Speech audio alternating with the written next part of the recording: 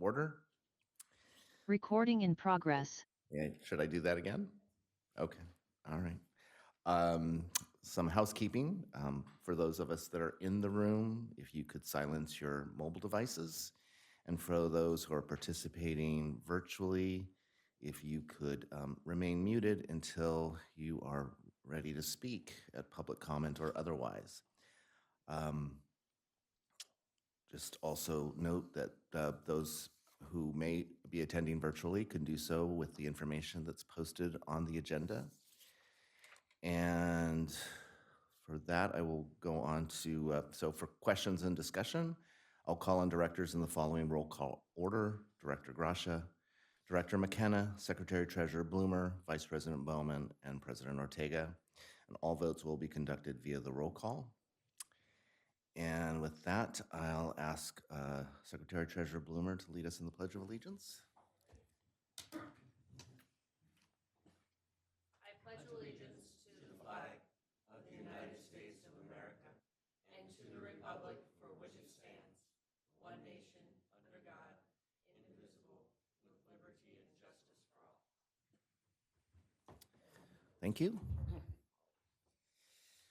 So, Ms. Hoffman, may we have the roll call, please? Director Gracia's absence is noted. Director McKenna, Here. Secretary Treasurer Bloomer, Present. Vice President Bowman, Here. and President Ortega. Present. Present. Thank you. Item 4 is public comments that are for items that are not on today's agenda. This is an opportunity for members of the public to comment on any item not listed on today's agenda, but within the jurisdiction of the Desert Water Agency. And speakers are requested to keep their comments to no more than 3 minutes as provided in the Brown Act. The board is prohibited from acting on any items not listed on today's agenda. Ms. Hoffman, have we received any public comments? No comments have been received. Okay. Do we have any members of the public who would like to make public comment at this time for an item not on today's agenda? Hi, I would. Okay, please go ahead. Okay, well, thank you so much for listening to me today. My name is Sonia Rios. I am with the University of California Cooperative Extension in Riverside and San Bernardino County, and I'm a fairly new position that was hired to work with all the medium to high priority basins within the SIGMA program. And so I'm a technical assistant, community educator, and my main goal is to work with all the basins that fall into those categories and to also help with any small farm issues that may come up during this time. Because when SIGMA was written, we wanted to make sure that our growers and small farmers don't fall through the cracks when it comes to any fees or any changes. And my job is to pretty much help growers and small growers comply and see what we can do to make sure that they're also successful during this time. And that is all. I just Okay. wanted to introduce myself. Thank Very you. good. Thank you very much. Right. Any other members of the public? So we can move to item 5 then, which is items that are on today's agenda. Again, this is an opportunity for the public to speak on an item that is on today's agenda. And again, we ask that you keep your comments to no more than 3 minutes. And seeing no one at the podium and seeing no one online, we can move to item 6, which is the consent calendar. These are items listed on the consent calendar are considered to be routine and will be acted upon by one motion of the board without discussion. There will be no separate discussion on these items unless a board member requests a specific item to be discussed and removed from the consent calendar for separate action. And we have 4 items. Are there any here that a board member would like to pull for further conversation? Seeing no one, I'll look for a motion, please. I'll make a motion to approve the consent calendar. Great, thank you. Second then? All right, so I have a first from Secretary Treasurer Bloomer and a second from Director McKenna. May we have the roll call vote, please? Director Gracia's absence is noted. Director McKenna, Aye. Secretary Treasurer Bloomer, Aye. Vice President Bowman, Aye. and President Ortega. Aye. Motion passes. Thank you. So item 7A, recommendation of contract award for installation of standalone radio towers at various Desert Water Agency facilities. And I believe that would be Mr. Mulhook, and who is here. Thank you. Yes, good morning, President Ortega and members of the board. Today I'm here to ask for recommendation of contract award for the installation of standalone radio towers at various Desert Water Agency facilities. A bit of background: in the 24-25 capital improvement budget includes capital project 231025M00 for the implementation of the AMI fixed network throughout DWA service area. The standalone tower project is part of that larger capital project, and it will install 13 standalone radio towers at various DWA sites in preparation for the installation of AMI fixed network devices. The sites can be seen in attachment number 1 as part of your packet. The project is estimated to be completed within 60 days of construction commencement. On February 25th, Desert Water Agency received 2 bids for the project. You can see the bid results in your attachment number 2. And Canyon Springs Enterprises submitted the lowest responsive bid for the project. Canyon Springs Enterprises' low bid was approximately 7.5% lower than the second lowest bid. Canyon Springs Enterprise is considered a capable contractor with a current Class A contractor's license. The engineer's estimate of $200,000 is $109,600 under the lowest bid, and we attribute that to increased labor costs and material cost. The budget for the larger capital project is $1.2 million, and $405,000 of that was portion to be for the construction of the standalone towers. With the construction costs, agency labor, materials, overhead costs, et cetera, the total estimated for the tower portion is $362,200, which is approximately $42,800 lower than the $405,000 budgeted for the towers. Prior action. At the regular board meeting on January 21st of this year, the board authorized staff to call for bids for constructing the AMI standalone tower projects. The fiscal impact, the 24-25 capital project had a total budget of $1.2 million, $405,000, which is designated for standalone towers. Canyon Springs Enterprises bid again was $309,000.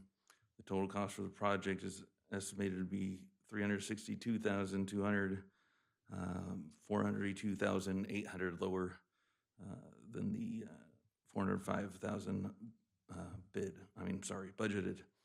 And Finance Director Science has reviewed this report. Legal review will be performed at the time of contract execution. And with that, staff recommends the board award the contract for the AMI standalone tower projects to Canyon Springs Enterprises in the amount of $309,600. With that, I'll take any questions you might have. Thank you. So Director McKenna? Just 2 bids. What sort of, it would be nice if we had 3, but we just didn't get that kind of response. No, we reached out to over 20 contractors and we followed up with personal phone calls and emails, and those were the 2 that actually showed up and were interested. My speculation, and it's just that, is that it's kind of a smaller, simpler project, so they're probably too busy or something to that effect. Thanks. Okay. Secretary Treasurer Bloomer? No questions, thank you. And Vice President Bowman? No questions from me, but I am very pleased that staff has brought this forward and that we're bringing DWA into the 21st century. I do have a couple of questions. So initially you said that this was the amount that had been budgeted for the including expenses, the agency's direct expenses was 405,000, right? Yes, 400, right. And even though the contract bid was much higher than what was previously anticipated, we're still under budget That's on correct. this one. Yes. So how did that happen? I'm just curious. Yeah, so the 405,000 was when we were originally budgeting, we were estimating how many towers we would need and basing on that, we think we can cover the area, cover it with the radios with fewer towers, the more we found out about the technology and all that type of thing. And so we think the 13 towers that this project's going to install, plus an additional 5 sites that we already have infrastructure that we can put the receivers on, should cover the entire service area. Okay. And I think you said that the expected completion would be 60 days after the start. That's correct. When do you expect it to start? It'd probably be 1 to 2 months. We have to get the contract signed, get material submittals, have a pre-construction meeting, kind of dot the i's and cross the t's before they break ground. And once those towers are in place and operational, where does that put us in terms of being able to operate? So they're currently in the process of getting some of the hardware installed on those sites I mentioned that have existing towers or other infrastructure we can attach to. And those will operate as kind of, test, if you will, to see how the receiving and transmitting and all that is working. Once that's confirmed, and that should line up with around when these towers are installed, then we can start installing them on additional towers. And then I believe after that, and management can correct me, is we're simultaneously looking at the customer interface software and trying to get a handle on that. And then once all that's working, then it can be used for the billing cycles. I don't know if you have anything additional on that. Yeah, no, I think Ryan covered it pretty sufficiently. We're still looking at, it's still about 18 months. Because like Ryan said, we have to get all the towers installed. We have to get all the apparatuses installed on the towers. We have to do testing to see how it works, to see, do we need any additional sites? Do we have adequate coverage? And run some test scenarios for a period of time, and then be able to do another kind of mini implementation with our Tyler system to be able to integrate it into our utility billing. So all of that needs to take place. And so that's going to be, I believe, about 18 months or so to 24 months. Okay. Additionally, conservation is meeting with different customer-facing platforms right now for that AMI customer portal. And so while we're doing those, while we're doing those different demos right now, we're doing it so that when everything goes live with the testing, with the Tyler billing, this new platform can also integrate and should also be live within 18 to 24 months. All right. So with that, I'll look for a motion. I'd like to make that motion. All right. I'll look for a second. I'll second. All right. I have a first from Vice President Bowman and a second from Secretary Treasurer Bloomer. If we could have the roll call, please. Director Gracia, Aye. Director McKenna, Aye. Secretary Treasurer Bloomer, Aye. Vice President Bowman, Aye. and President Ortega. Aye. Motion passes. Thank you. Thank you, Mr. Malhook. The next 3 items, B, C, and D, are our Director of Human Resources, Ms. Hopping. We'll start with 7B, request for board approval of 2024 Desert Water Agency Salary Survey adjustments. Thank you, President Ortega, members of the board. So this item is part of our contract with the Employee Association. We agreed to do a salary survey to be effective January 1 with the Tyler implementation and everything that went with it. We're a little delayed, but we are presenting it to you now. We are very pleased with the results of the survey, which I think you'll find that it shows that we've been paying our employees fairly throughout the years, which is what our goal is. So the methodology we agreed upon was to survey 5 agencies: Coachella Valley Water District, Indio Water Authority, Coachella Water Authority, Mission Springs Water District, and Yucaipa Valley Water District. The Employee Association wanted to do local agencies only, that they felt would be a fair comparison. So what we did is we looked at every position. We did benchmark surveys, so we did the middle position in each series. And if that position had at least 3 matches, we used that for comparison to be fair, and we matched top step to top step. So we wanted to make sure we were using apples to apples methodology, so it took a long time to go through to make sure that they were really an accurate match to the position. We only had a few positions that we weren't able to match, which was really great. And we ended up with only 2 position titles that we needed to, or 2 positions that showed that there was a difference of more than 2.5%. Because that's our, if you look at our salary chart, there's 2.5% between each level.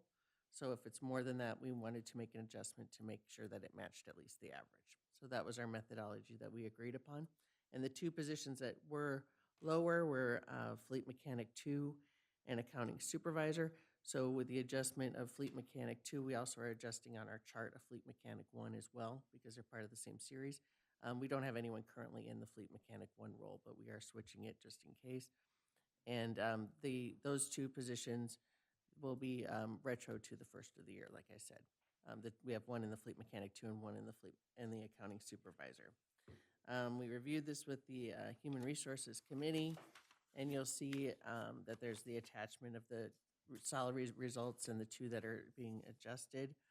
The fiscal impact is approximately $2,478 for this fiscal year, and Finance Director Science has reviewed the report. So staff recommends that the board approve the salary range adjustments as presented. And I'd be happy to answer any questions. Thank you. Director Gracia? Who's involved in deciding the 2.5%? Was that agreed upon by the association? You mean how this chart was set up? Yeah, well, yeah, if it's within 2.5%, I guess you don't Correct. reconsider it. Well, that sounds like a considerable amount of money for some people. I just wonder if that's The industry standard or how's that? Yeah, so we want to make sure that our salary range is not lower than 1 step off. So if for instance, my position was at 2% lower, but because it wasn't 2.5, it just doesn't change. Okay. So that's why we look at it with every contract. Historically, we've done a survey. Anything else? No. Okay. Director McKenna? When we looked at benefits last, we had an issue with staff retention last year. How are we doing on that at the moment? It seems that we have righted the ship. Knock on wood, we have had very good luck with keeping our very talented staff on board. Great, thanks. Secretary Treasurer Bloomer? No questions. I'm on the HR committee, so we reviewed it in our meeting. Okay. And Vice President Bowman? None from me. Okay, none from me. So I'll look for a motion, please. Director Oh. Sorry. I'll make a motion to approve the salary survey adjustments. Thank you. I'll look for a second. I'll second that. Great. I have a first from Secretary Treasurer Bloomer and a second from Vice President Bowman. May we have the roll call, please? Director Gracia, Aye. Director McKenna, Aye. Secretary Treasurer Bloomer, Aye. Vice President Bowman, Aye. and President Ortega. Aye. Motion passes. Thank you. 7C, request board adoption of revised position classifications and salary chart. Thank you again. So this item, whenever we make adjustments to our salary ranges, we do have to have an approved chart in front of the board that combines the position title and the salary ranges that we can publish on our website. So that's why we have to bring this item to the board for you today to reflect the changes we just approved. You'll also note one change in the chart that's a kind of a major change you haven't seen before, and that's that it's split into the 2 bargaining units. So Teamsters, we met with Teamsters, and they selected the employees that they're going to represent. So you'll see a chart for Teamsters represented and you'll see a chart for non-represented and confidential.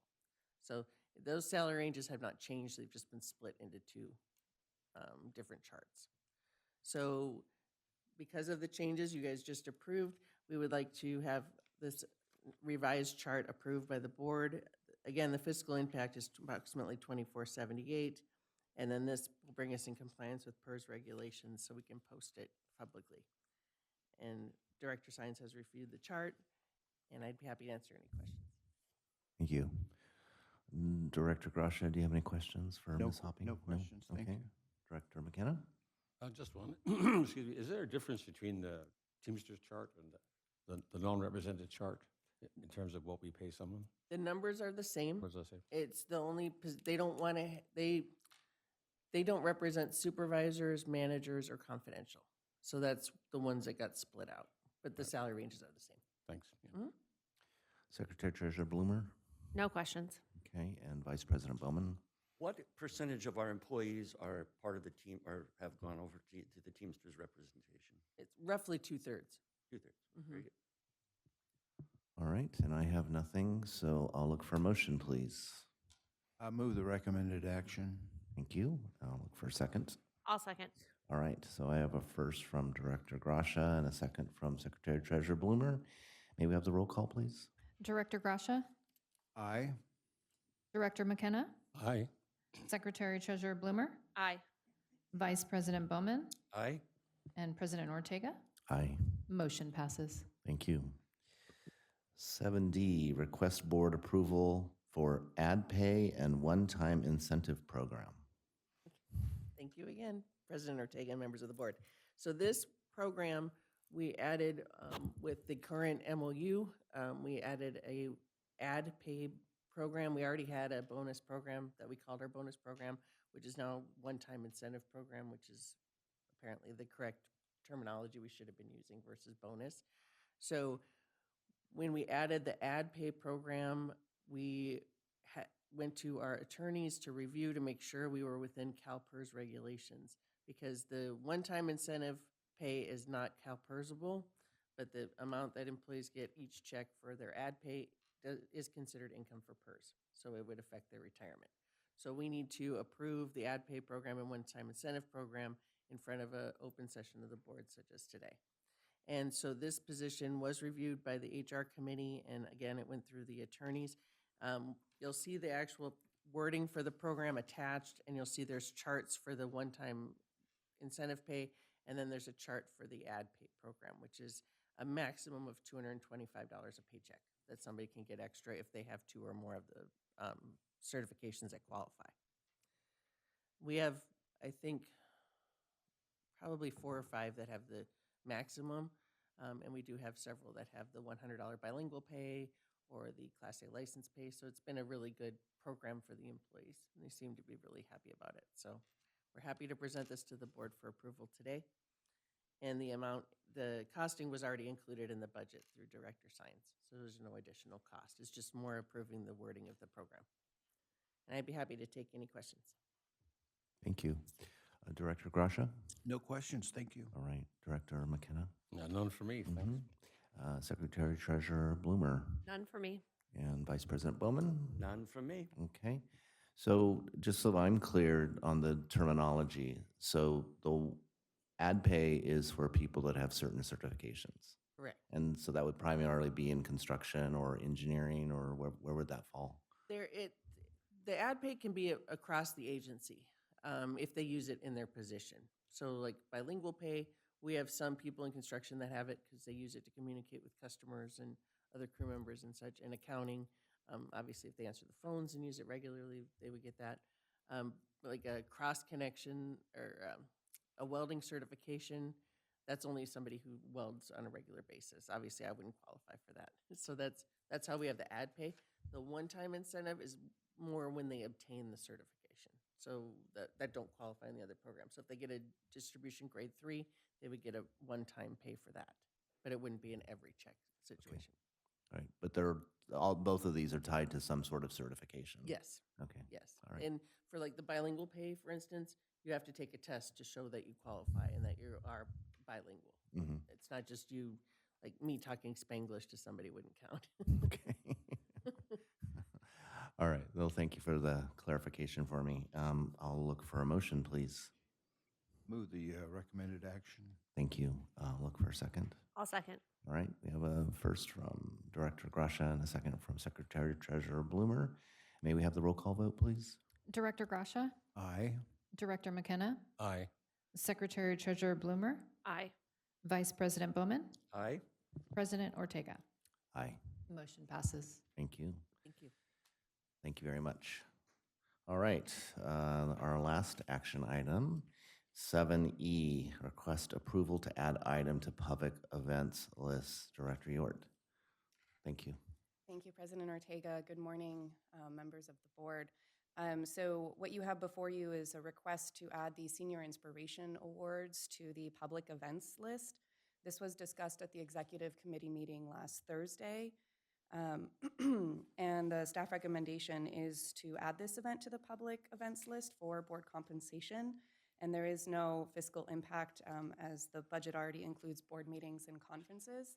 A little bit of background on the event. This event is put on by Riverside County 4th District Supervisor V. Manuel Perez. It's an event that recognizes 11 seniors across the Coachella Valley, 1 from each of the 9 cities and 2 from unincorporated county areas. And we have, I guess, previously been sponsors, as I was made aware, a few years ago. We are a table sponsor this year. And I actually haven't emailed out to see if anybody would like to attend, waiting for this item, in fact. So the event is next Thursday. As you see on the attachment 1, it is potentially listed under civic. I think we might move that to community. As mentioned, this is it's a community event, but put on by the supervisor's office, and I think that one adds good value for us as an agency to participate in community events, but similarly support to the supervisor's office as well. And so with that, if there's any questions on the event, I'm very personally familiar with this event. I used to put it on as the staff member when I worked for the county supervisor, so I'm intimately aware of all the various details. So if there's any questions or concerns, I'm happy to take them. Thank you. Okay, thank you. Director Grasha. No questions, just if anybody hasn't been, it's an impressive event. When you walk in, it's every time I'm surprised how many people are in attendance for an event in the Coachella Valley.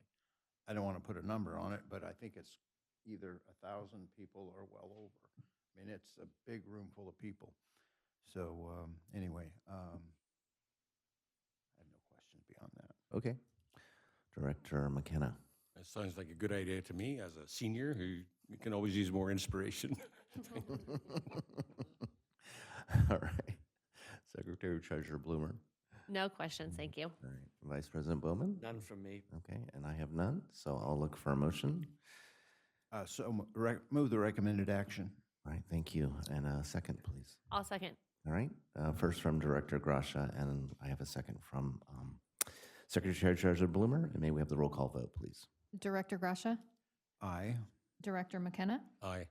Secretary Treasurer Bloomer, Aye. Vice President Bowman, Aye. and President Ortega. Aye. Motion passes. I just want to add on that. I bought a ticket several weeks ago before I didn't know this was going to be. So I don't know how to reconcile that, but whether I should reply to your email, yes, I'm coming, but I'm going to use my own ticket, I don't know. So We somebody can figure work that with out. you, Okay, yeah, I think you- certainly I think after it was the meeting. $40. So. Yep. All right, we can move to discussion item with number 8, which is our discussion item. And we have the federal update presentation with Director Yort and Mr. Pauly and Mr. Wood. And I think Mr. Wood's joining us online. So who would like to start? I will start. Thank you, President Ortega, members of the board. So this informational update is kind of where we stand with the 119th Congress. This is something that we'd like to do a little bit more frequently from the Government Affairs Division of where we are with the Congress, but also as we come closer towards the end of the year, how has the year gone? So we'll probably see Mr. Polly or Mr. Wood a couple of times a year. With that said, we have with us Chris Polly from Water Strategies, as well as Drake Wood. These individuals are our boots on the ground, our federal advocates in DC, if you will. We do have a presentation for you, which Mr. Wood will be sharing his screen and cycling through, led by Chris Polly. All right, thank you very much. Thank you, Mr. President, members of the board, Desert Water Agency management. Appreciate the opportunity to be here. And as Ms. Lort said, Mr. Wood will be running the PowerPoint from our DC office. Before we get started, I'd just like to say we have really enjoyed our working relationship with Ms. Lort. Desert Water Agency is well served by her. So with that, we'll get started with our considerations of the 119th Congress. Next slide, please, sir. All right, so 435 members in the House, 218 is the magic number. You have to have 218 votes for anything to pass. So while the Republicans are in control of the House, it's one of the slimmest margins in history. As you can see there, the Republicans have 220, the Democrats have 218. So all the votes have to be careful, thoughtful, and they have to be good at counting noses. Next slide, please. So the leadership of the House, as you may know, we have Speaker of the House, Mr. Mike Johnson from Louisiana. Our Mr. Hakeem Jeffries is the minority leader, and our majority leader, Mr. Steve Scalise, is also from Louisiana. Next slide, please.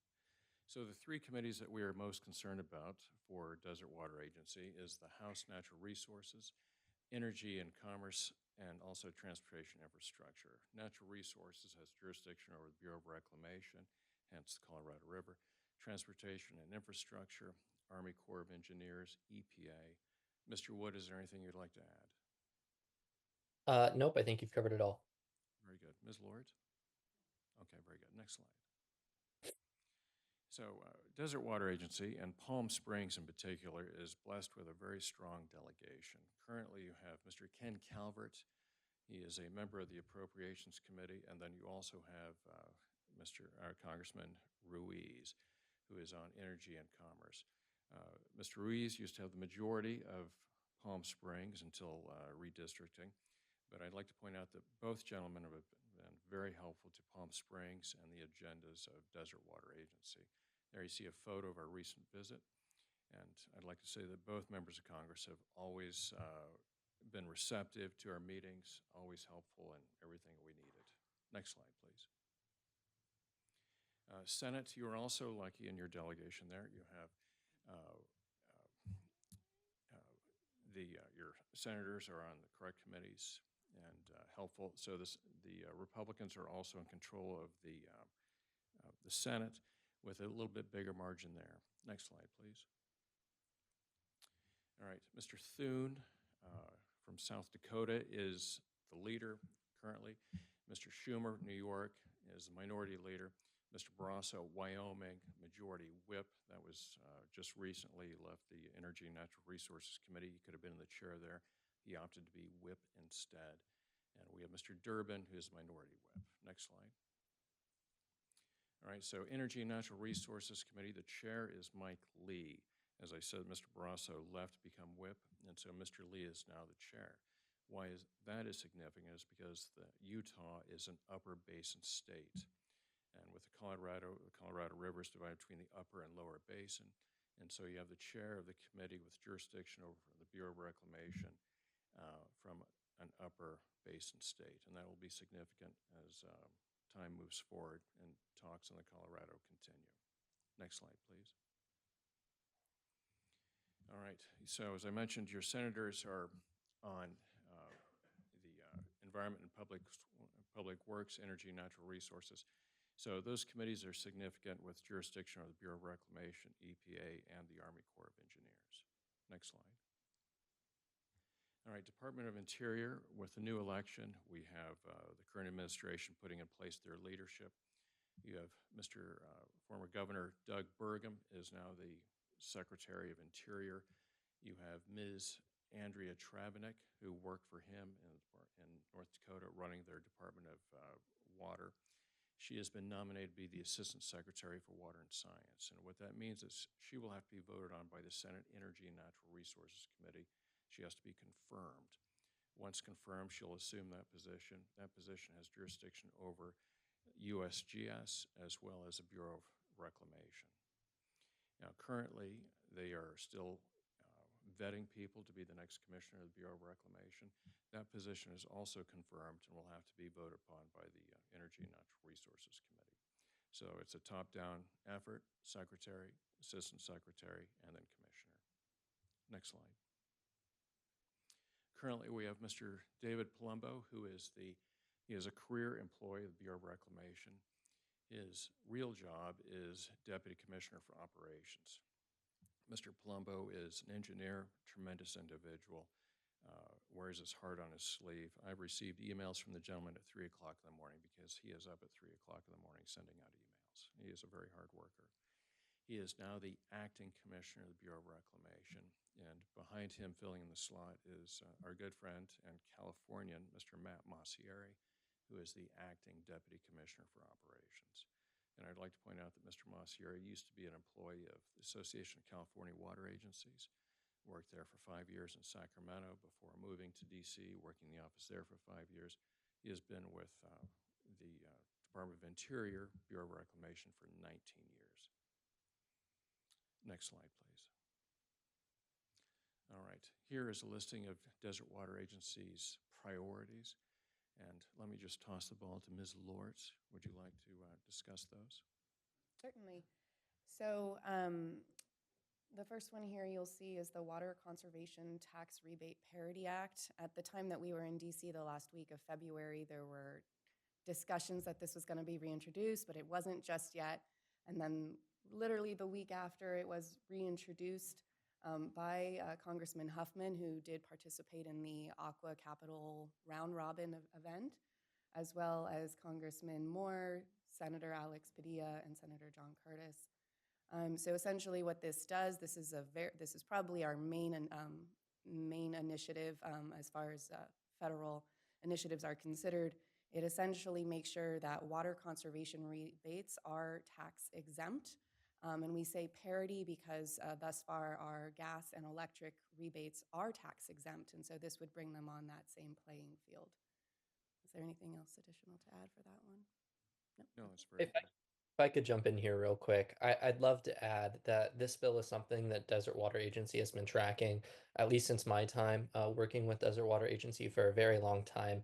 And hopefully this year there will be a larger tax bill that will be moving through Congress.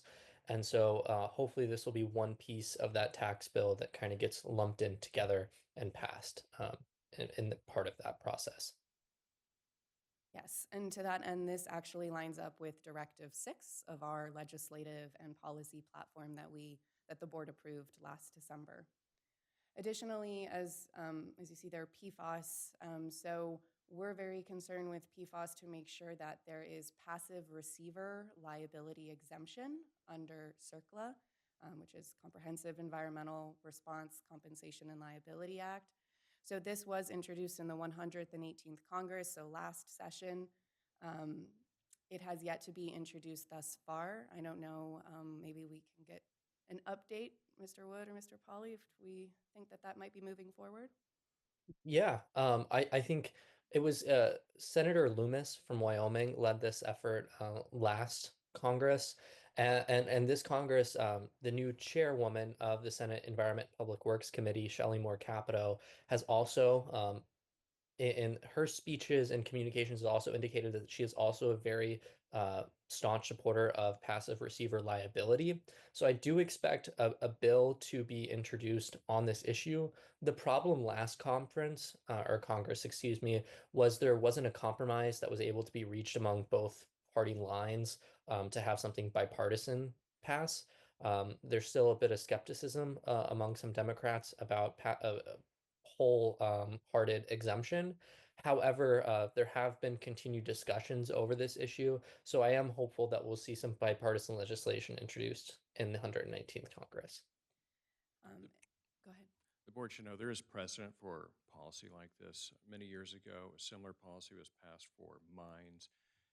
The western United States has many mines that have often been abandoned and have issues with them. Policy was passed back in the 90s that anyone that takes over ownership of those mines is not liable, but may proceed in cleaning up those mines. So there is precedent for a similar policy that we're talking about with PFAS.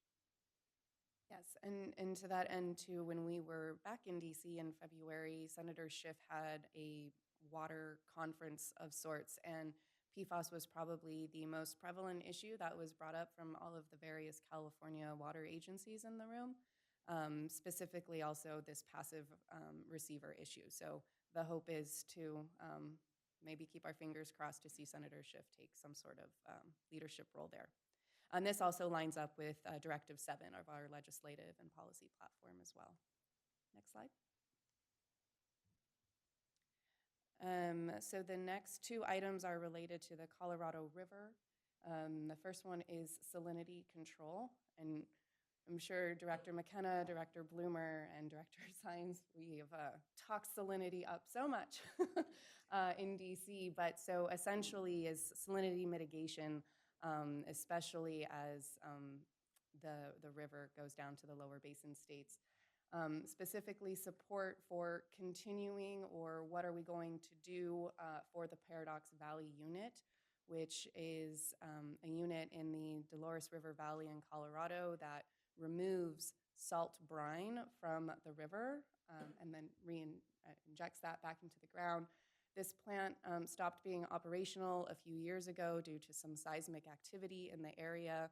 It has since restarted its operation, and it's currently only operating at 67%. And then I know this is Drake's favorite thing to talk about, so I will let him talk about the EIS, the impact study. Yeah, so in 2020, the Bureau of Reclamation conducted an environmental impact study to determine alternative and look at proposed alternatives to operating the plant after the injection well site ceases to be operable. No record of decision was issued from this EIS because there was quite a bit of pushback to just frankly shutting down the plant, which was the proposed the suggested alternative in the environmental impact study. But because no record of decision was issued, Reclamation continues to operate the PVU. And doing so, our latest update from Reclamation has indicated that the plant is still operating. And while the 2020 EIS did indicate a 1 to 5 year lifespan for that injection well site, it's 2025 and operations are still looking good. So trying to work with the Bureau of Reclamation to continue operating this plant. And I can let Mr. Pauly speak to what that looks like, but that's hopefully the goal here. I actually, if we could, before we proceed, Director Grasha has a question. Oh, okay. No worries. No Thank you. worries. So we have a call scheduled today at 11:45 Pacific with Bureau of Reclamation to talk about this plant as well as a few other things. You may be aware that Reclamation, like many federal agencies, is going through a reduction in force. So there are, while it's been reported in the news that they are planning for a 40% reduction of force, there's actually three components to that plan. One is a 10%, one is a 25%, and yes, one is a 40%. So Reclamation has been a bit occupied reviewing, counting noses, and coming up with plans there. But we have a call at 11:45 today to take their temperature on the plant as well as where they are on their reduction in force. And we're also working with, I'm forgetting his name, but the gentleman that runs the Salinity Control Board, and also working with Robert Chang over at CVWD. And this is probably, I don't know if we would rank them, but along with the Water Conservation Tax Parity Act, the salinity mitigation is another initiative that we are strongly pushing for, and also lines up with Directive 4, in case you guys were curious, of our legislative and policy platform as well. The next item is the post-2026 operating guidelines. Of course, as you know, we are not party to the negotiations, but we will do our best to provide the latest that we've heard, and Mr. Polly may also have further insights.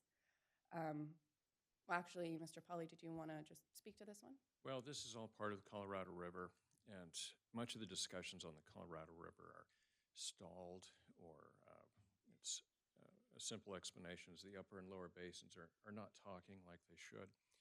I think that everyone is waiting to see what leadership is presented at the Bureau of Reclamation through the commissioner.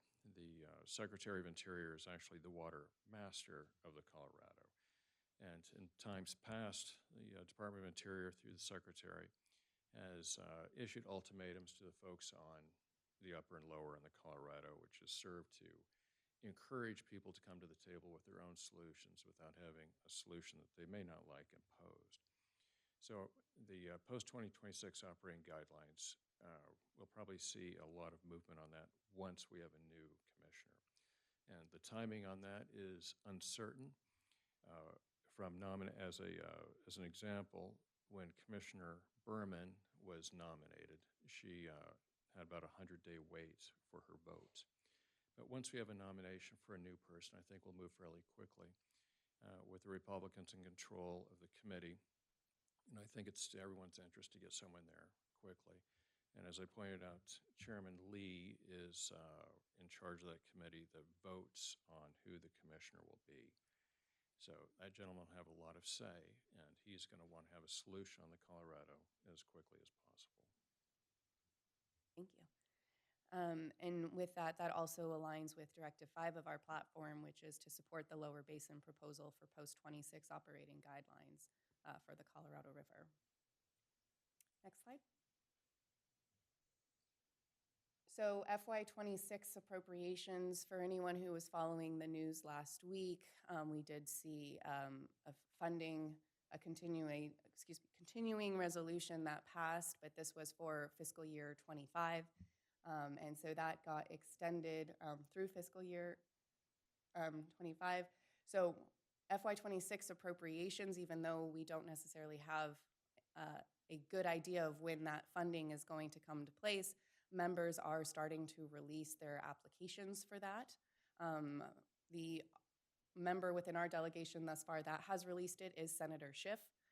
So DWA's plan is to apply for, which Director McKenna and Director Bloomer are familiar with, as we were talking about this in our DC trip as well, is for fixed backup generators at 4 different well sites, especially on the heels of what we saw with the LA fires, to make sure that some of our our well sites that serve our most populous areas will always have a source of power.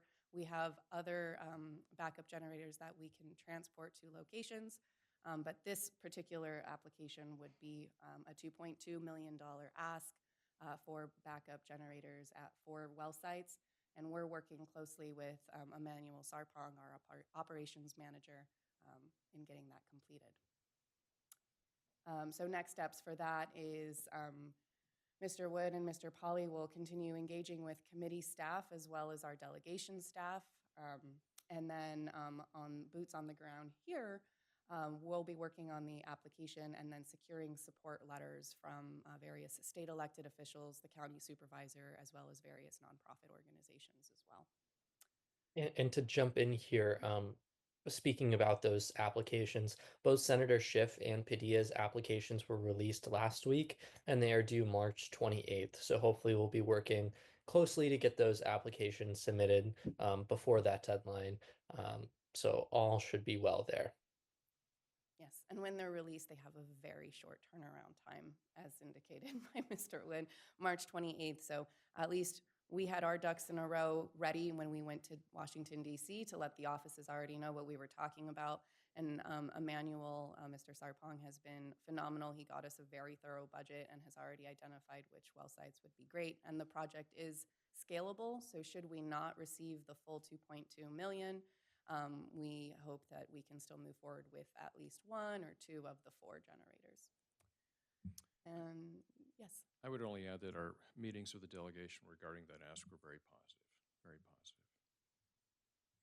And one thing to note, which Mr. Polly and we were just talking about, is Congressman Calvert's position on the Appropriations Committee as well. And so we hope that that adds a little bit more to our ask as an agency. And then next is the Farm Bill. Mr. Polly, did you want to speak to that? Well, the Farm Bill, you might wonder, why is Desert concerned about the Farm Bill? Well, only through the conservation portions of the bill, but Mr. Wood found out this week that it looks like movement of the Farm Bill is going to be highly unlikely this year unless it's connected to reconciliation or some other kind of moving target. There's not much of an appetite to Christmas tree legislation on the Hill right now. I think that this is probably going to be kicked down the road until probably next year. Mr. Wood, anything to add? Yeah, I would just say that the Farm Bill's been or the 2018 Farm Bill has been extended through the remainder of the fiscal year of 2025. That extension is really important and it should continue to be extended because the Farm Bill is a huge package that not only includes conservation, but then also commodities and regulations on those commodities. So to keep our own market stable, that's why they have to keep extending the Farm Bill. And so expect to keep seeing that extended unless, of course, they decide to throw that in the reconciliation package, which then would only require a simple majority in the Senate, not the full 60 votes required to break a filibuster. Very good. All right, next slide. Any questions, Mr. President, members of the board? Thank you. Thank you for all that. Director Gracia. Are you familiar with the short list for commissioner? I don't know if that's public or not. A number of names have been put forward, and it's our understanding they're going through a vetting process. But until things are named publicly, we don't really have anything that we can announce. Okay. Thanks. Yes, sir. But I'm confident we'll have someone who's good. Director McKenna. Well, a comment more than a question, but I'm very, very appreciative of the work that you do in Washington for us. Mr. Wood is incredibly good at getting us around, getting us indoors, first of all, at these congressional delegations. And he knows his way around. We would be totally lost, literally and metaphorically, if it were not for the walking Wikipedia of Mr. Wood. You cannot ask, everyone in this room knows I love asking questions, which I have never asked him a question he couldn't answer. I'm working on that. Right. I have a point, though, because the congressional delegation is overwhelmingly Democrat. It's 43-9, I think, of the 52 members we've got. When you look at these subcommittees and committees, there's very few California Democrats on these committees. Is that a challenge for you, and do you have a way of dealing with it? No, I don't say that's a challenge at all. And so, we work with everybody on both sides of the aisle. And with regard to Desert Water Agency, we have a good track record of working with folks that have represented you over the years. And as challenges have presented, some of them quite big, we've been able to work with the administration, whomever that is.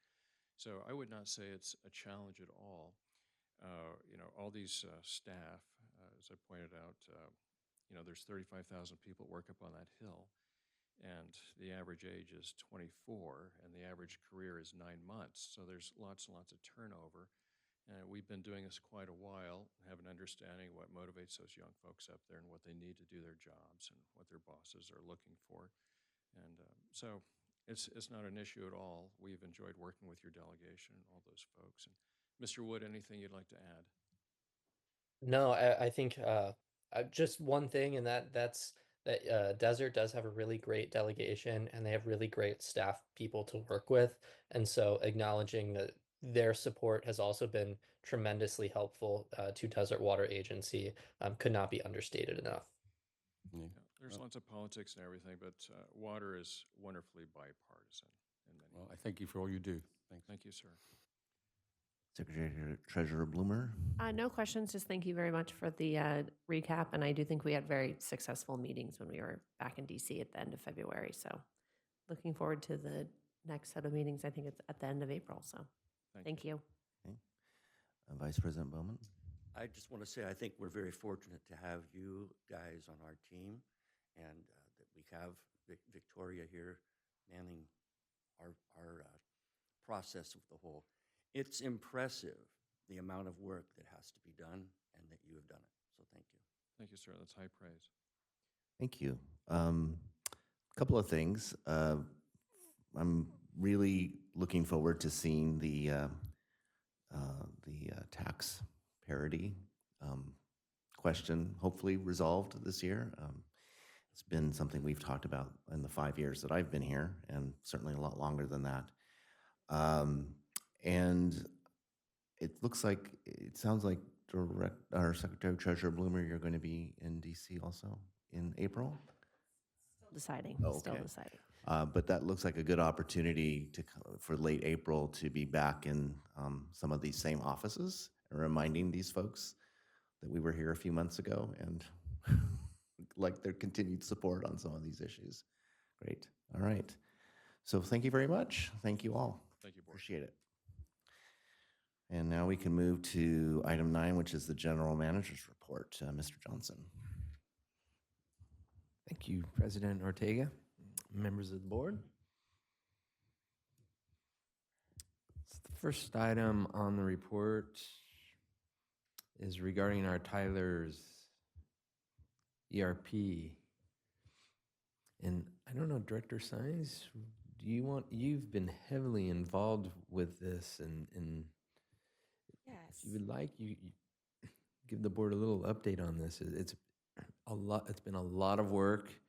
Staff has been very diligent in implementing this. I think it's gone very well, but Director Sines, if Thank you, Mr. Johnson.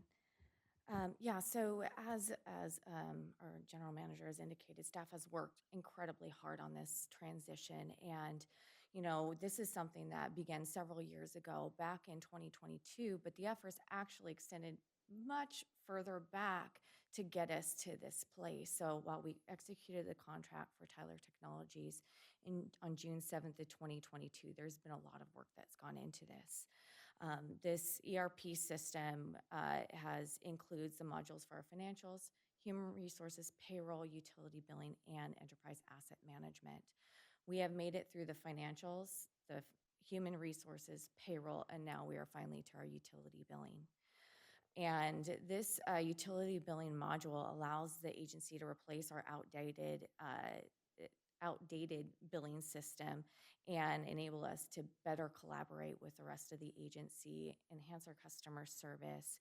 It increases our reporting capabilities, automates workflows that many of them were manual, and provides for a single source of truth for our agency data. The implementation of this specific module began in February of 2024, so it has taken us just over 1 year to complete, which was the anticipated timeframe. We extended it about a little bit more than a month, but we made it in about 13 months.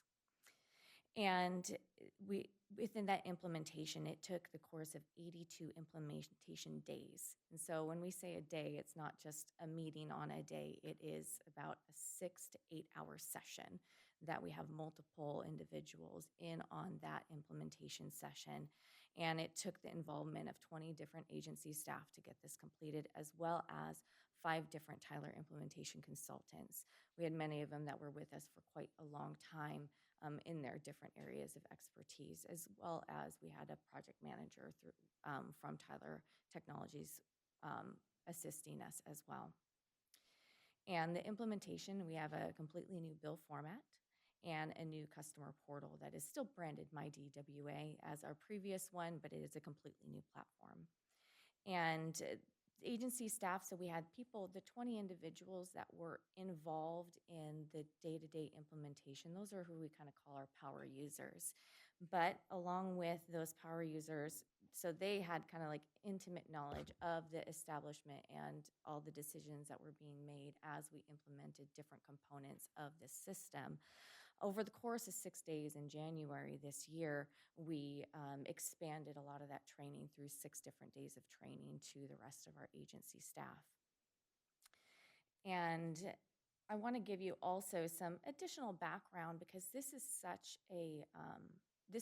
probably the largest and the most public of our implementation phases. And so I would just want to give you a little bit more detail of what's gone into it. in March. So we did all of that background work, and then we finally got to the point where we go live. Now, what does that mean? So in the beginning of March, we completely stopped all billing activities to give us a time to be able to transition over, and our go live date was March 10th, where we would then switch on that DWA portal and begin billing in our new system. Now, as a part of this transition, we knew that we were going to run into some hiccups along the way, because as much as you can plan, as much as you can try to anticipate everything, write up everything, train on everything, something's going to be a little bit different in reality than in what you have been told and what you have experienced in the training platforms, and then when you actually flip that switch and go live. So in knowing that, we had determined prior that we were going to halt all late fees and we were going to halt all disconnections of service, because the last thing that we want to do is unnecessarily charge someone something that, may have been from a technical difficulty on our end, or just being unfamiliar with a new platform that now our customers now have to learn. So we wanted to provide some grace there. So we preemptively discontinue those fees, and after we kind of get through this transition process, we will re-enable them. And so, of course, despite multiple test runs and over the past several months, things did not go exactly as planned, as I guess we could have expected, because something always has to happen. So it took us a couple days to get that portal live. We actually went live instead of the 10th. We went live on Wednesday, the 12th. And we had some issues with the data conversions coming over for that last final run. Even though it worked perfectly all the other times, something else happened where something was missing. So we had to go through that and resolve that, and along with a couple other things along the way. But with that, we were able to go live on March 12th for our DWA portal. We were able to resolve all of the data issues and the actual build generation issues that we were running into. And so we were finally able to do our first full bill run on Friday, the 14th. And now, because we had essentially a week and a half, 2 weeks that we were not billing, we are now working on this week getting caught up to current. So by this Friday, it's anticipated that we will be 100% current, and then it will be business as usual as far as timing goes for our billing. But we also, in our communications to our customers, as well as just our internal procedures, we extended all due dates because we knew that we were going to be sending our bill out late. Their due dates have been extended as well. And so, along with the physical bills that were sent out this month, customers also received a full-page insert of how to read their new bills, how to log in and access the new customer portal, and we've learned things along the way as well, and so we're adjusting our instructions as we go and what's available online. All of our FAQs and our frequently asked questions that we thought might be in advance, thought might be useful to customers, were generated, provided to staff, as well as they're posted on our website, along with the how do you read your bill instructions. And that's an area where we are continuing to, as we receive feedback, as we encounter different things along the way, where we can adjust and make sure that we have that the best information for our customers, for our customers to provide directly to them on the website, as well as provide that information to our staff so that we can adjust as we go to make sure that everyone is helped as best as we can, and to provide them a great experience, as well as to document all that for posterity. As we move forward, we will always have new customers coming on that will be logging in, so all this information is generally the same, with some components that we can potentially remove in the future when we're out of the transition. Next week, we will also have the services of our implementation consultants from Tyler to assist us with any other items that were discovered that we were not able to handle ourselves. So we are continuing in this, fine-tuning process. But I just want to state that overall, staff has done an absolutely superb job in the implementation phase, as well as this rollout. You know, it's uncomfortable, it's new, it's change. We're managing change for all of our customers, for about 23,000 different customers, as well as change for how our staff has to do things differently that they've done the same way for the past 40 years in our previous system. So this is a big change for us, and I think they've done an absolutely superb job, as well as just something along the scale. This is on top of their duties that they do every day, and to be able to take something on at this scale and do such a great job at it is absolutely remarkable. And not to note that many of them have never done anything like this before. So that being said, I just think that they've done an excellent job. And of course, we still have some work to do. We will continue to grow into our new system, becoming confident in how to use it, how to best serve our customers, as well as other little tiny things that we can grow into just to make our service that much better. So, and with that, I'll pass it back to. Thank you, Director Sines. As you can see, there was a lot involved with that implementation. And we're also, we still have one more phase to go, which will be the asset management, which will begin in August of this year. All right. Next item is our March 26th blood drive. It'll be held here at the agency from 9 a.m. to 2 p.m. They'll have their van out here or their big motorhome, and hope to see many people donate blood. I know I'll be donating. And like I said, you'll get a cookie and some orange juice too, so it's always nice. Next item, so as you all know, Metropolitan Water District, they shut down once a month every year to do maintenance on the aqueduct. And for the past couple years, they've been doing this work for the month in the month of March. And I just added some photos here to show the board some of the things that Met is doing. There's a nice photo of their tunnel cleaning machine. That is a machine that I know Met, they designed that specifically to do the cleaning of the tunnel. And there's some joint repairs, some channel scraping, a nice photo of the surge chamber, and then added some photos of some of their booster facilities there, and doing some high voltage work. And they're on schedule to be complete the end of this month. And at that time, they'll then get the aqueduct back in service, and hopefully we'll begin delivering some water here in the valley. So, system leaks, 3. That is not a typo. So I think our plan is working, although 3, I'm optimistic that it'll stay at that level, but just to show that having that replacement pipeline project program in place is coming to fruition. And we've spent on those 3 leaks 32 hours total on labor.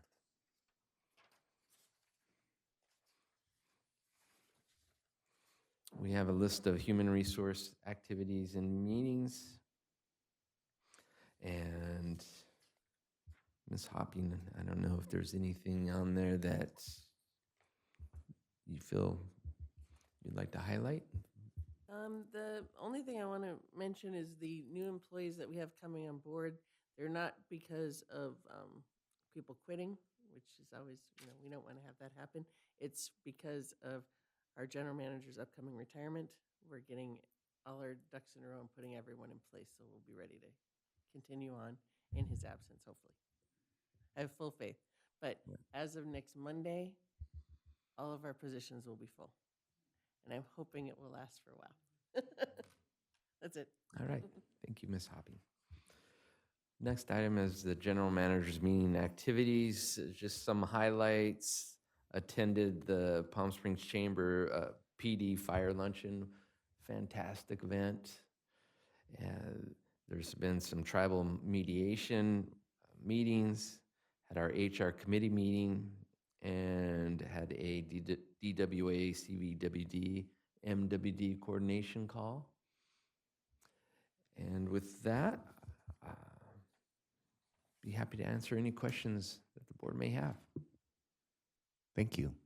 Director Grasha, questions, comments? Is it true that in the summertime we'll have more leaks because of the weather change, or is it opposite the wintertime? I remember that being brought up during a meeting with the previous board. Whenever there is that weather change, it does create a fluctuation in the pipes, either expanding or contracting, which causes more leaks, what we have noticed. So we may see an uptick in some leaks here when it starts to get a little warmer, and then it will calm down. Through summer, it'll remain pretty static, and then you'll see a fluctuation again when it starts to cool down. That's what we've been noticing. I just, I can't think of the word.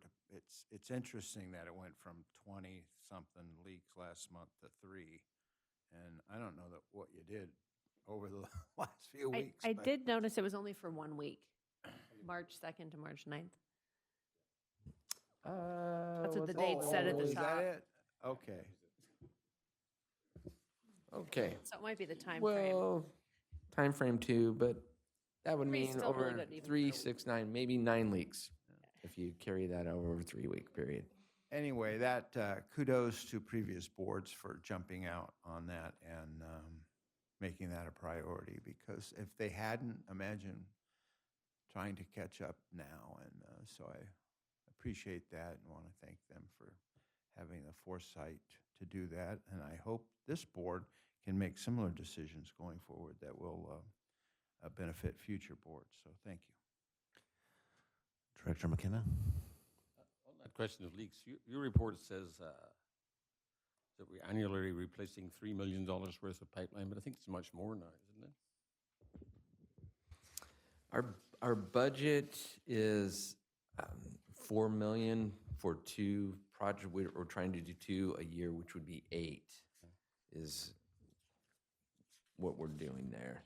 And Also on the new billing, so if it went out on Friday, it'll be landing in mailboxes yesterday and today. So I wonder if next meeting you could give us some feedback on what the customers think about it. Are they having trouble with it? Do they like it? Do they hate it? You know, I think we've seen 1 complaint so far. But I'd like to know next time how it's been received by our customers. Thanks. Yes, absolutely. We can either do that. I'm thinking maybe a full month, because then that gives us the opportunity to get through everybody. Yeah. Okay. Just want to point out that there is a thread on Nextdoor, and it's overall very positive toward the agency's rollout. The guy that wrote the thread was, confused and, getting started. And then people chimed in afterwards saying, well, I got my bill today. I was able to read it, and so I think some of the newness, it's a shock to people. And for the individual that you're talking about, I replied to him, and he replied back in a very, in fact, a very positive response from him, and wishing everyone well and hoping that things come together. And if I may add, we have personally reached out to that individual as well and walked him through, and he was very, very satisfied after we were done speaking with him again. With nearly 25,000 customers and a brand new system, it's a big shock. And to only have a handful of people even mentioning it's quite an impressive achievement. So thank you to the staff and everybody that's working on it, and I think it'll work out nicely. Director McKenna, anything else? No? Okay, Secretary Treasurer Blumer? No questions, thanks. All right, Vice President Bowman? None from me. Okay. Um, no, nothing else from me. I thought I had something. All right, so we can move to item 10, Director's Reports on Meetings and Events attended on behalf of the agency. So we'll start with Director Gracia. Yes, sir. I have had a busy couple of weeks, starting on the 4th with our last board meeting. And then on the 5th, the Palm Springs Chamber of Commerce held a police and fire appreciation lunch that I attended, well as, we were all there? I forget. But it seemed like there was a nice group of board members for sure. And then on March 6th, the Desert Valley Builders Association legislative meeting at Rancho Mirage City Hall. And then on the 11th, Coachella Valley Water District Board meeting. It's interesting, Director Bianco echoed my comments about the salt, the billing issues on the salt nutrient management plan, and I'm looking for it. I understand from a memo that we received as a board that there's a probability that we might be able to negotiate that to be a 10-year process instead of a 5-year process. So I'm looking forward to hearing the results of that discussion. On the March 11th through the 13th, the Municipal Water Leader Workshop here in Palm Springs was a very good event, I think, for the board. I know for myself, I was able to tie a few loose ends together on things, and look forward to that again in the future if they decide to hold it again. On the 14th, the Desert Water Agency strategic planning meeting with Ms. Williams. I understand that meeting is coming up. I'm looking forward to that as well, a meeting of the board. And on the 15th was Desert Water Agency IT training. And then on the 17th, the Metropolitan Water District was kind enough to provide a tunnel tour of this San Jacinto Tunnel. And it was, I'm still trying to figure out where the other side of that is. I can almost follow it across the I-10, but I can't pin it down to where it's at. So someday you can put a pin in a map somewhere for me so I can take a look at where that. Yeah. It has to be in the Desert Water Agency's district. I can't imagine that they shot up the 10 and went over. But from the old maps from 100 years ago almost, it looks like the entrance is in our boundaries. So anyway, that's it. And thank you for all the work you guys did to put that tour together. I know that it was nice to see so many from our staff there. And I think we were all, well, I wasn't there, but it was a nice turnout, and I think a very, very, very good way to learn about how everything's working around here. So thanks. Director McKenna? Let's see. I went to the Police and Fire Awards or luncheon in Palm Springs on March 5th. And on March 10th, I went to breakfast for V. Manuel Perez, the supervisor for this area. And I had never been in the same room as Mr. Perez, but I think he's an awesome guy. He started with a presentation on women's issues. It was International Women's Day. I sat between two board members from the school district. Don't have any kids in the school here, so didn't know anything about school district, but Sergio Espericueta and Charles Erwin educated me very rapidly on what they're doing, and I have to say that it sounds like they do a great job. Mr. Perez is particularly interested in infrastructure. He says you cannot have affordable housing until you have infrastructure that allows you to build affordable housing. And that's an excellent point. And certainly in IID electrical supply on the east of us is well behind on keeping up to date with development and technology, and he's aware of that.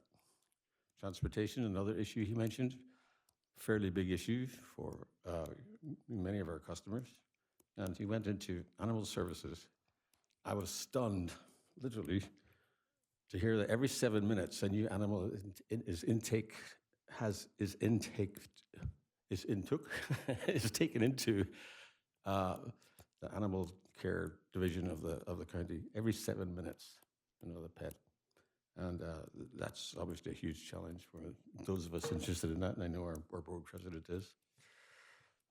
Then the following day, went to the Municipal Water Leaders Conference here in Palm Springs for 3 days.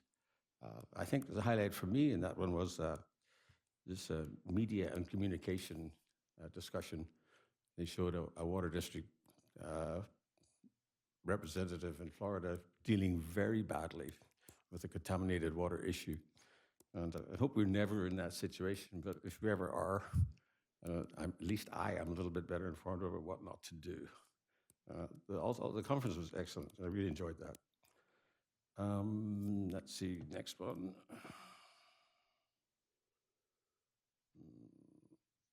I'm missing something, I know.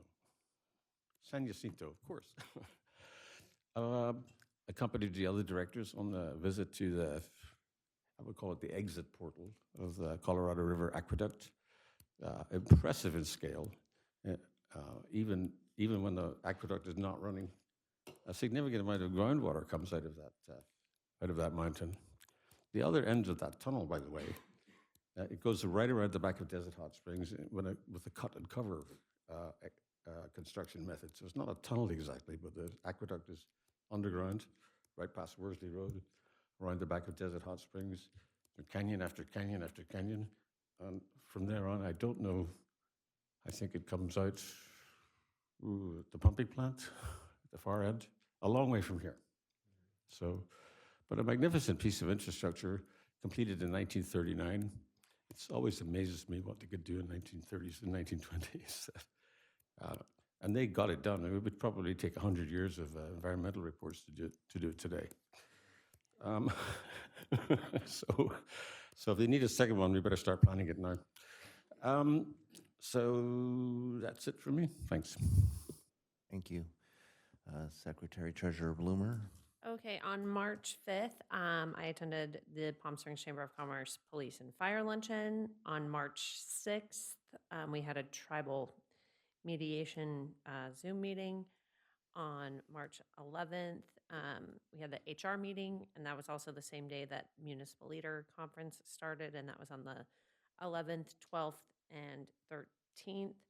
And I agree with Director McKenna that the media training portion of it was very interesting and I think very useful for everybody. So overall, I thought it was a great conference, a great diversification of different topics, all directed towards mostly towards board members and leadership. So very beneficial for the board to be there. And then on March 12th, also, we had a strategic planning committee meeting with our, what's her surname? Jeanette. And that is it. Thank you. And Vice President Bowman? Yes, on the 6th, we had our executive committee meeting, and then later on that afternoon, a Zoom meeting. The 11th HR committee meeting, where we reviewed what Ms. Hopping had put together and shared with us today. On the 12th and 13th, I also attended the Municipal Water Leaders Conference, and I'd have to say, Mr. Polly, phenomenal job getting some amazing speakers and topics. But the best speakers came from DWA. Because Esther spoke, and so did Victoria, and it was wonderful. Yeah, pardon me. Oh, yes. The very bestest. It was forgettable. Yeah. Mm-hmm. But seriously, I'm looking forward to your next one and to incorporate perhaps San Gorgonio, Indio, MSWD, and all the other local water agencies. I think would really benefit them and the rest of us because we're all in this area together and we have to play well together. And then yesterday was just a fantastic day going to the Met Tunnel. My interest with the aqueduct goes back many years. After thousands of hours of research, actually, I put together a presentation for the Desert Hot Springs Historical Society, where I went and gathered some old photos from Met and data.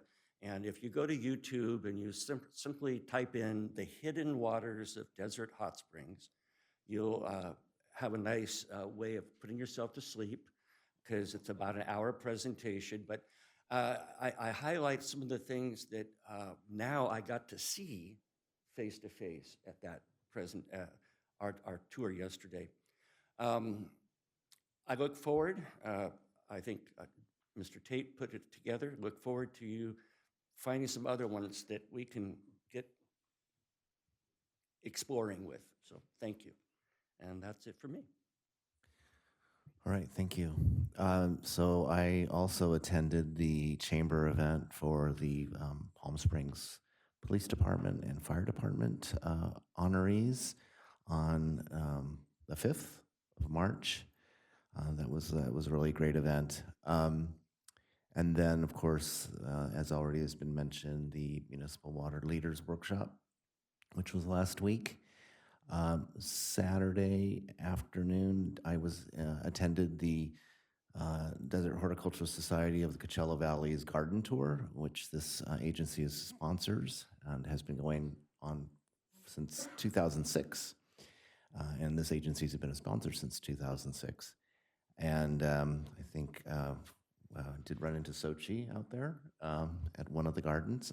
I thought it was one of the better tours that they've done in quite a while. There were some really beautiful gardens showing folks how to, what kind of plants they might consider using in their low water use landscapes, which is the whole point.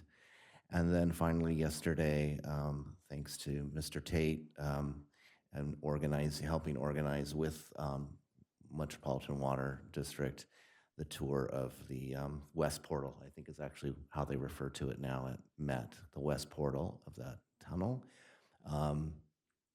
And fascinating, just completely fascinating, and how water is diverted at that point either towards San Diego or towards Los Angeles, almost like a little traffic cop.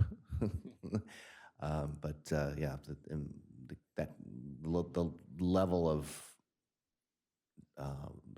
the infrastructure that is in place to support something like that is pretty astounding. So again, thank you, Mr. Tate. That was really great. We really appreciate it. And too bad we didn't get to keep the boots. Oh, okay, we can use them for later whenever we need them, like if there's a flood in here or something all of a sudden. With that, we can move to our next item, which is number 11, director's comments or requests, and we'll start with Director Grasha. Just want to comment on the new water bottle. Very nice logo, very nice packaging, and I'm looking forward to it being here at our dais every weekend. Oh, no. Especially when I'm late. An expectation has been set. Very nice, very, very nice. Thank you. All right. And the logo looks pretty good. A Right, little thank off you. center, but very nice. All right, thank you. Director McKenna, please. Yeah, I too really like the new water bottle and the fact that it's reusable, refillable.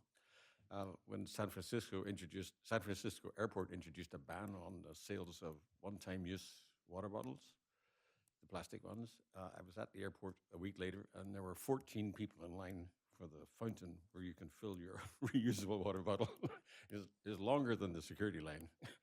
So it's great that we get more of these out there, and that's it for me. Thanks. Thank you. Secretary Treasurer Bloomer. No comments or requests, thanks. All right, and Vice President Bowman. Yeah, I just have one.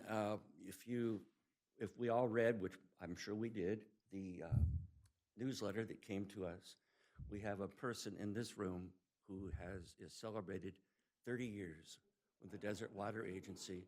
That's Jamie Hoffman.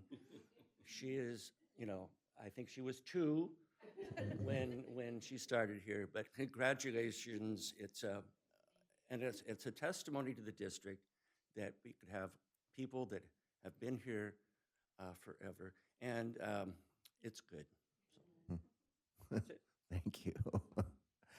And I have nothing else. So with that, we have 9:30 on the clock. If we'll be concluding this public part of the meeting and going into closed session, and would like to start at 9:40, please. Thank you very much. Recording Thank you, everybody. stopped. In open session, and I can report that there was no reportable action taken during closed session. And with that, at 11 o'clock, we will close this meeting for this week. Thank you very much.